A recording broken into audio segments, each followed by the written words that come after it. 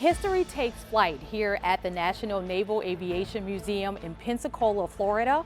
I'm joined by the museum's Deputy Director, Hill Goodspeed, and this is one of the largest aviation museums in the world, right? It is. We're the third largest aviation museum in the world, and we've been around since 1963, opened that year here on board NAS Pensacola, and have grown exponentially since that time. So we're real proud of what we've built over those decades telling the story of naval aviation. Yeah, and if you're a history lover, I mean, this is great. You all have more than a century of history inside this museum, right? That's correct. Naval aviation started in 1911, and it actually first came to Pensacola, where we are, in 1914. So that's how long naval aviation's been around, and we really have aircraft or artifacts that cover the full scope of that history. So it's people can learn a whole lot when they come through our doors. About how many aircraft can visitors see here at the museum? We have about 180 aircraft on display, and they range from the first aircraft to ever fly across the Atlantic Ocean, to combat veteran aircraft, to the one aircraft that people certainly recognize, the F-14 Tomcat from Top Gun fame. So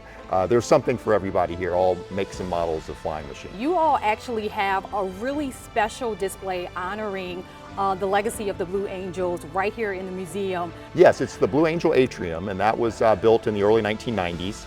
And we have 4 A-4 Skyhawks, which the Blue Angels flew from 1974 to 1986, and we have them arrayed in diamond formation. They're not quite as close as the Blue Angels actually fly, but for people to really experience the Blue Angels, the best thing to do is come to the museum during their show season, because they are based here at NAS Pensacola, and we open up our flight line behind the museum for Blue Angels practices. So it's like our own little mini air show that we put on a couple of days a week throughout the show season when they're flying. And it's a great opportunity for people to get on the flight line, see the history out there, and also see the current operations in the form of the Blue Angels flying their tremendous maneuvers that no one will ever forget. You all also have a lot of interactive exhibits inside the museum. What's one of your favorite exhibits featured in the museum? Well, I think the interactive, another word for it would be an immersive exhibit.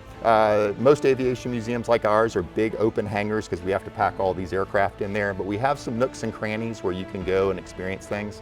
And my favorite one is something called Homefront USA, which recreates a World War II homefront town. And literally, when you step in there, you walk right through a street which is based on Pensacola, Main Street scene, and then you can go into the Pacific and experience what it was like in World War II, and then you go below decks on an aircraft carrier. So it just encapsulates you in that time frame, and that's one of my favorite exhibits since the time I've been here, which is a long time.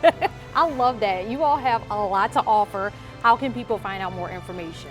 Well, we are open 362 days a year. We open at 9 o'clock in the morning. We close at 4 o'clock in the afternoon. And we're located on board NAS Pensacola. But any questions anyone may have, follow us on social media, check out our website, and you'll be able to find out anything and everything about visiting this national treasure. Well, if you are a history lover, there's so much to explore. You have to visit the National Naval Aviation Museum here in Pensacola, Florida. For NOLA Now, I'm Sean Bailey.